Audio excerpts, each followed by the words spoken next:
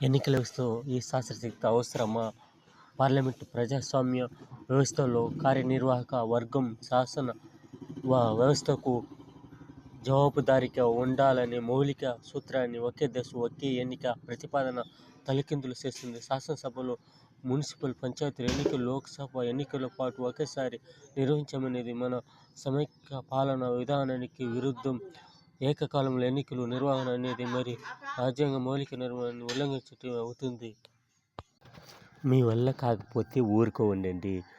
తప్పుడు రాతంతా రాయవద్దండి. తెలీదా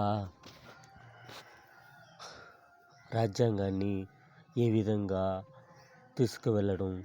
తెలియక కాబట్టి ఈ ఎన్నికలను నిర్వహించడానికి చూస్తూ ఉంటారు. మీరు